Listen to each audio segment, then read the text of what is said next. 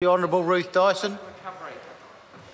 I call Stuart Nash. Mr Chair, I must admit it was very rude of me to interrupt the Honourable Ruth Dyson because she has a lot to say on this and a very, very important issue that affects all New Zealanders. But since she didn't seek a call, I decided that I'd better stand up and make one.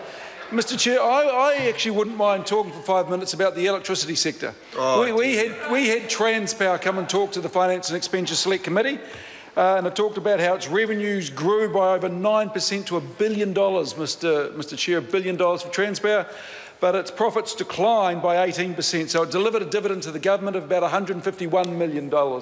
As the Honourable Ruth Dyson outlined, just as an aside, it's quite interesting to note that due to the sale of state assets, over $500 million in dividends that would have come into the government has actually gone out to the private sector. It would have been nice to have that at a time of fiscal restraint. But anyway, that's where we're at. The other thing that's worth noting is a North Island grid upgrade project. It actually exceeded the maximum allowable cost approved by the Electricity Commission by over $70 million. Again, that seems like a bit of a theme. If it isn't a database or it isn't a system, then it's an upgrade. But there is just so much under budgeting going on here and cost overruns that it is of great concern. But having said that, Mr Chair, I'm sure it's of great concern as well to the Minister of Finance. But one of the things that I would like to talk about, which I know is dear to the Minister's heart, is in fact the World Energy Council. They do something called the Energy Trilemma Index, and New Zealand came in at 10th. Sounds pretty good, 10th in the world out of over 100 countries. But if you dig a little deeper into these figures, Mr Chair, what we'll see is in fact that, that energy equity in our country dropped from 18th to 28.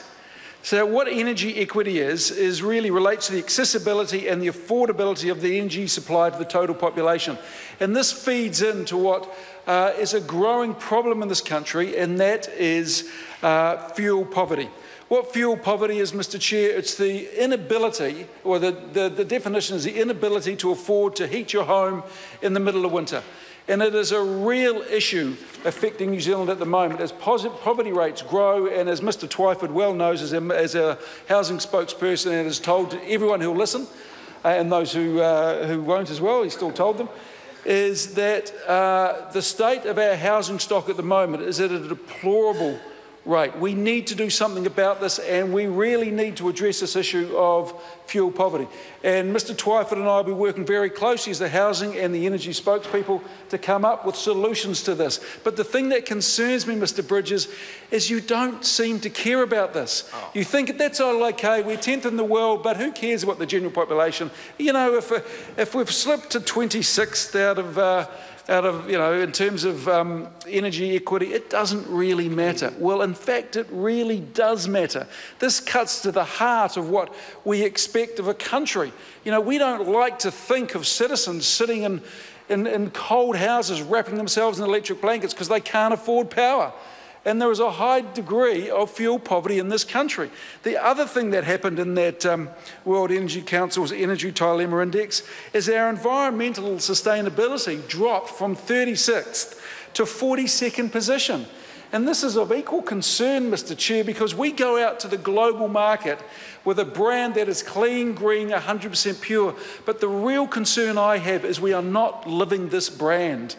And I don't think we've got very long to rectify the situation until that brand is eroded to such an extent we've become just another small economy selling commodities to an overcrowded global market. If we lose that clean, green, 100% brand, we're in real trouble. An organisation tried to quantify this about 10 years ago, and they reckoned it was worth about $30 billion a year to our global economy, and it's being eroded. And Megan Woods and I and others in our environmental team are working on solutions that will actually allow us to live this brand. Because if we don't live it, if we don't walk the walk, then we're in real trouble as a country. And the erosion of our global brand, I think, is a major, major issue, and something that this government is just absolutely ignoring. And we can't continue to do it, Mr Bridges.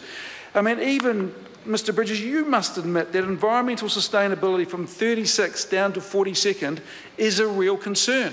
I mean, the electricity generation sector has a pretty good story to tell, around about 80% renewables at the moment, and we're looking to go towards 90. We both agree on that target. It is a very good target. But what we've also got to do is make sure that good, hard-working Kiwis can afford to heat their homes and that we are living the clean green brand. Go on, Phil. Thank you very much.